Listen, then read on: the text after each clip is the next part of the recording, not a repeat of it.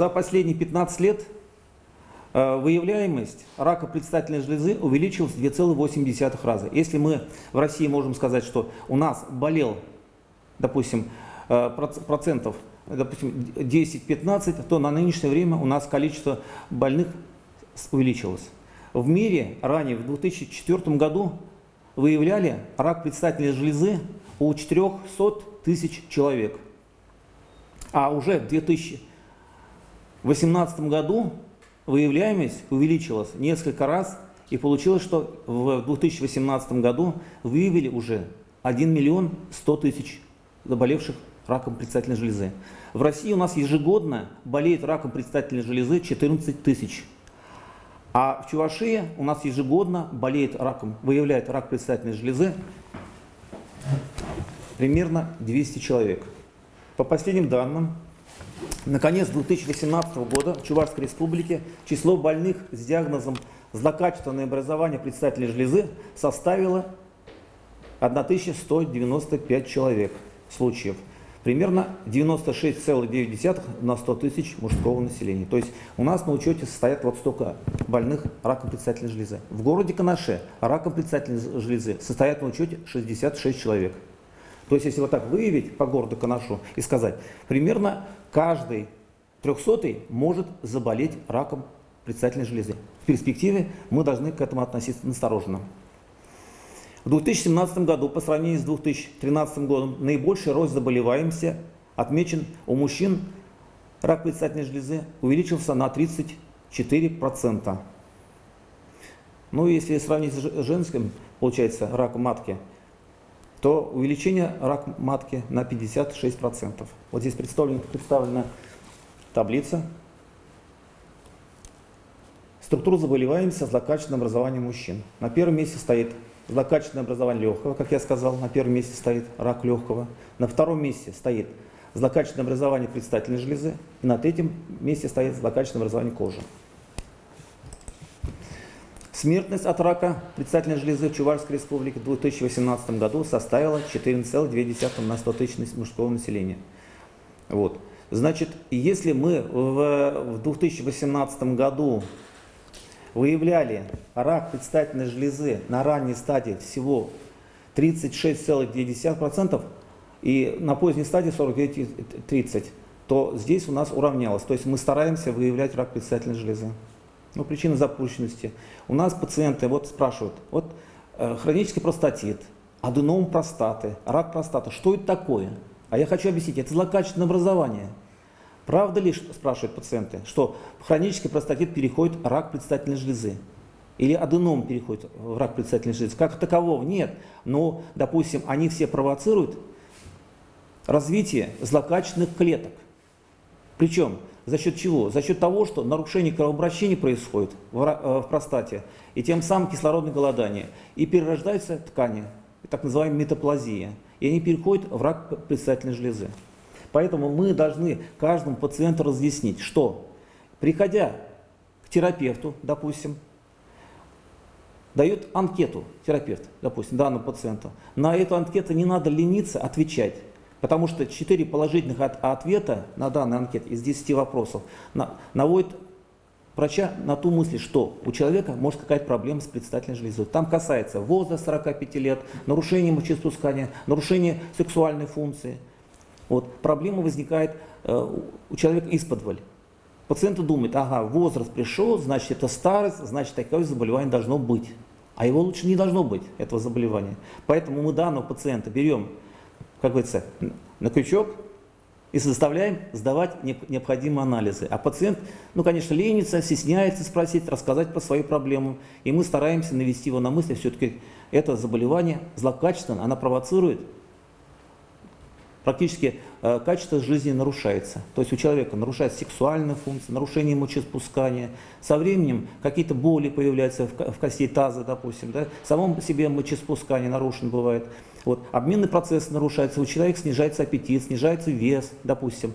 Настрой идет такой, что все, жизнь прошла. А это заболевание все-таки, она является гормонозависимой, она лечится, очень неплохо лечится.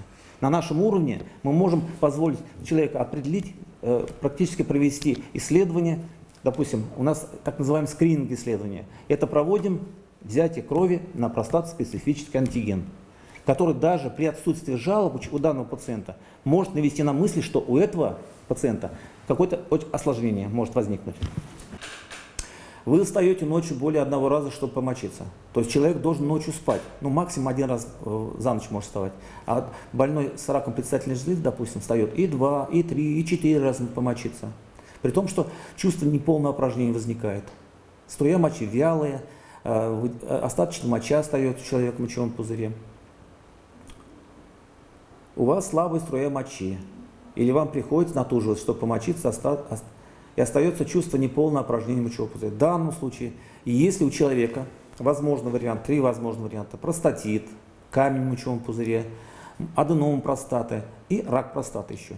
То есть, когда идет прорастание, допустим, рак простаты прорастает в мочеиспускательный канал. Поэтому мочевой пузырь прикладывает большие усилия, приходится, чуть ли некоторые пациенты говорят, выдавливать мочу руками. То есть, когда прорастает стенка мочеиспускательного канала. У вас возникает боли, чувство тяжести в промежности, поясничных областях, над лобком или в наружных половых органах. То есть у человека и сексуальная функция нарушена, и боли в костях. И это говорит о том, что, возможно, рак предстательной железы прорастает в кости таза. Понимаете? Болевые ощущения возникают. Но это уже поздняя стадия. В начальной стадии у человека почти жалоб не бывает. Вы исследовали кровь на ПСА, маркер неблагополучия простаты. Вот как раз я про этот маркер хочу сказать. Это скрининг, раннее исследование проводится для того, чтобы диагностировать даже на ранних стадиях рак предстательной железы, при том, что у человека никаких жалоб может и не быть. Уровень ПСА в этом случае повышен бывает. Дальше. Были у вас профессиональные факторы, производственная вредность. Это мы про это оговорим еще. Существует определенная классификация стадии рака предстательной железы. Первая стадия – образование растет в пределах предстательной железы с небольшим разрастанием. Я как раз по этому поводу хочу сказать. Мы даже пальцевое исследование предстательной железы проводим. Жалоб у человека никаких нет, проблем с мочеиспусканием у человека нету. По данному УЗИ мы даже можем не выявить, но на данной стадии мы можем находить повышенный уровень ПСА. Ну, когда проходит исследование, уже рак на первой стадии может распространяться в половине доли предстательной железы. Ну, или частично. А жалоб в этом случае нету. Вторая стадия. Онкоклетка незначительно распространяется на ткани предстательной железы. В этом случае появляется определенная жалоба. Нарушение мочеиспускания, вялость мочеиспускания, чувство неполного опорожнения мочевого пузыря. Вот. Даже может возникнуть нарушение половой функции.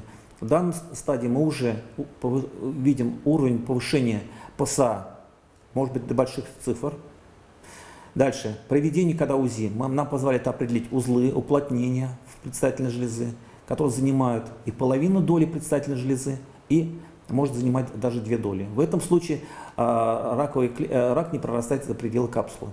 Третья стадия. Опухоль вырастает внутрь ткани предстательной железы. То есть в данном случае опухоль находится в пределах, допустим, капсулы, вот капсула предстательной железы, но она может прорастать и стенку мочевого пузыря, позывы, частые позывы к мочеиспусканию, может прорастать в мочеиспускательный канал, затрудненное мочеиспускание, вплоть до задержки мочи. Особенно если человек, допустим, острую пищу предпочитает или употребляет алкоголь, может вплоть до задержки мочи. В этом случае мы мочу выпускаем катетером. Вот. Может быть, вот рядом с простатой лимфатические узлы, тазовые называются, потом, значит, подвздошные, забрюшинные бывают, когда идет куда-то дальше. Но метастазы в отдаленный орган не происходит. Все локализуется в пределах мочевого пузыря, семенных пузырьков. Вот. При семяизвержении у человека может выделяться кровь в сперме. Может быть, при мочеиспускании кровь в мочевом пузыре, так как прорастает в шейку мочевого пузыря. Дальше. Сексуальное нарушение может быть, понижение потенции, да? Снижение потенции. Дальше. Частично, когда рядом располагается костная ткань, допустим, может прорастать в лобковые кости, то есть боли внизу живота может быть. Боли могут быть в копчике, прямой кишке, заднем проходе. И если частично, допустим, прорастает опухоль в переднюю стенку прямой кишки, мы можем, когда пальцевое исследование проводим, находим, и частенько приходится искать, находить опухоль через прямую кишку, передняя стенка, значит, прямой кишки, бугорчатая, Сама по себе простата плотная, как хрящевидная консистенция, говорит, множественные узлы, уплотнение, консистенция, мы говорим даже до хрящевой консистенции, боли при пальпации, может быть даже выбухает передняя стенка прямой кишки внутрь. И тем самым мы можем даже получить затрудненные актификации. То есть у человека затруднения. По большому плохо. Запор у человека бывает, да? Болевые ощущения. Боится даже по большому сказать помочиться, потому что болевое мочеиспускание, актификация тоже может быть болевым. Вот. Ну, по УЗИ мы данные видим, уровень ПСА большой достаточно. Вот. Это уже запущенная стадия. 4-я стадия. Когда мы при ощупывании, пальцем прощупываем, я всем говорю, у меня левый указательный палец, на левой руке указательный палец не чувствует, у меня указательный палец на указательный палец на правой кисти лучше чувствует. В этом случае мы находим уже само по себе, она выступает при прямой кишки, простата, она плотная, бугристая, практически несмешаемая слизистая прямой кишки. Очень болезненное образование даже уже в области копчика крестца. После пальпации, то есть после ощупывания простаты, может появиться даже кровь в моче. Признаки заболевания. На ранних стадиях, мы говорю, развития второй стадии жалоб почти не бывает. На второй стадии уже, правда, есть нарушение мочеиспускания и все остальное.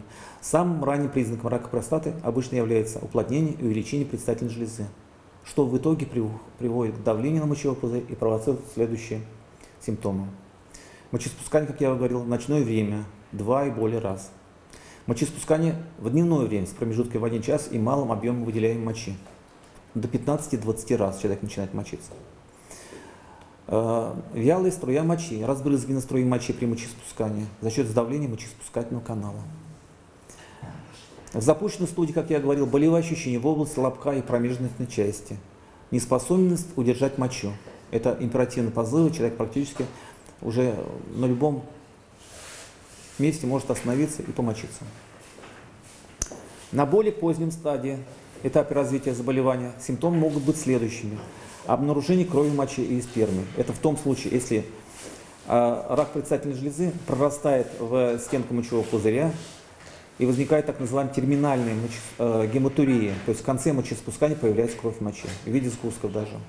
На это обычно и наблюдаем, и когда проводим исследования, это все подтверждает, что в данном случае у человека рак в запущенной стадии. Отечность нижней конечности, мошонки, наружных половых органов. Это в случае, когда рак дает метастазы в паховые лимфоузлы. Для развития рака предстательной железы необходимы определенные факторы, то есть внутренние и внешние факторы. Ну, мы говорим все-таки больше о возрасте, что рак предстательной железы возникает у человека после 50 лет. Хотя были случаи, что у человека рак предстательной железы находили после 35 лет. Это один случай на 10 тысяч населения. После 60 лет рак предстательной железы выявляли у каждого 100-го. После 75 лет пациент живет 75 лет. У каждого 8-го человека находили рак предстательной железы. То есть вероятность для этого нужно, чтобы уже, правда, на поздней стадии, скорее всего. Возраст, как я говорил. Вот. Рак имеет значение все-таки для нашего, скажем, европейского народа. Рак предстательной железы возникает как бы чуть попозже и реже. Чаще болеют раком предстательной железы афроамериканцы, негроидная раса. В общем, в Америке практически процентов в 17 случаев. Из всех случаев рака предстательной железы. Диагностика, вот как я сказал, на нашем уровне мы должны каждого пациента разъяснить, что если человек пришел к терапевту, проводится анкетирование, не надо отвергать это все, написать как есть, добросовестно, все хорошо, чтобы врач мог направить данного пациента для дальнейшей консультации к урологу. Соответственно, при введении еще уровень ПСА проверяется неплохо, то есть, возможно, фактор риска какой-то существует. Если курение, допустим, нерегулярная половая жизнь. У нас люди, как получается, мало половой жизни живут, работают, зарабатывают, по вахте ездят, приезжают уставшие, им, как говорится, не до этого еще, тем более. Фактор риска является еще курение. Работа на производстве, где выделяется кадмий, допустим, текстильная промышленность, свинцовая промышленность, сварочные цеха. Уролог при обращении. Мы каждого пациента после 40 лет, тем более, ректальное исследование предстательной железы и прямой кишки. Мы также выявлять в этом случае и рак простаты, и рак прямой кишки, допустим. Да? Проводим исследования. Ну, конечно, все боятся этого, может, исследовать, неприятно, бывает, болезненное ощущение. Вот. Но мы прощупываем и частично, уже, может быть, даже на ранних стадиях, может, на второй стадии уже можно найти. Вот уровень ПСА, как вот здесь написано, неправильно выполненное исследование, повышен бывает. Отсутствие половых контактов, здесь немножко неправильно. Именно если уровень ПСА проверяется, у человека в течение 3 дней, то есть именно в течение 3 дней не должен полового контакта, потому что в состав спермы входит простат-специфический антиген. Прием алкоголя накануне исследования, ректальный осмотр предстательной железы. Поэтому, когда мы говорим пациенты, я вас посмотрел, прямую кишку, пощупал, помял, в этом случае заброс бывает повышенное количество простат-специфический антиген, и он может быть ложный. Поэтому мы потом еще раз перепроверяем. И пациент, если сделал вот не так, как сделал, может быть ошибочные результаты ПСА. В этом случае то же самое, как я говорил, при воспалительном заболевании предстательной железы, аденом простаты, простатиты и рак тоже самое, вызывает повышение уровня ПСА. Метод лечения. Самый основной считается хирургический. В тех случаях, когда на ранних стадиях удаляется ткань простаты полностью, простата удаляется вместе с местом прикрепления, допустим, простаты к дну мочевого пузыря, вместе, допустим, с мочеиспускательным каналом. И если есть какой-то рядом располагаются лимфатические узлы, удаляются вместе так называемые региональные лимфоузлы. У нас выявляемость, можете учитывать, повысилась за последние годы, но по сравнению с Российской Федерацией у нас в 2 раза ниже выявляемость. Представляете? Вот такое дело. То есть у нас проводятся исследования. Ну, правда, раньше мы направляли на биопсию, допустим, выявляемость, направляли на биопсию пациента в онкодиспансер. Сейчас у нас распределение идет так, что мы должны проводить биопсии тканей, когда поставим окончательный диагноз, уже на уровне уролога, клинической какой-то больницы нашей, допустим. Мы будем проводить то же самое исследование биопсии. Вот. Позволяет нам определить. То есть человек не надо гонять Чебоксар, деньги он будет тратить, исследования какие-то дополнительные, чтобы деньги не тратил, мы будем проводить исследования здесь. В отношении дальнейших действий, все говорю же, надо обращаться к пациентам от терапевта, провести анкетирование, провести так называемое тестовое исследование, у нас так называемая таблица IPSS есть, по которым, значит, само мочеиспускание прослеживается так. Пациент, правда, это не понимает вопрос, приходится говорить ему, вот посмотрите, вопрос стоит так, поставим вопрос, на него же как бы можно, само собой, и ответ получить, но пациенты затрудняются отвечать, нам надо просто по-другому сделать. Пациенты, которые направлены, допустим, для исследований, не надо пугаться этих всех исследований. Это не обязательно, что у человека рак простаты. Мы рак простаты уже можем на данном этапе вылечить, уже на ранней стадии, диагностировать на ранней стадии. И поэтому пациенту надо съездить, посмотреть дополнительное обследование. Ну, в некоторых случаях в онкодиспансере есть так называемые платные услуги, практически они уже на новом этапе у нас есть. То есть они уже разрабатывают исследования на другом этапе, они работают уже выше нас. Поэтому, когда мы проводим исследования, мы говорим, да, этот рак можно вылечить. Гормонозависимая опухоль лечится антиандрогенами, то есть гормонами, те, которые направлены на снижение действия мужских половых гормонов, которые провоцируют увеличение рака предстательной железы.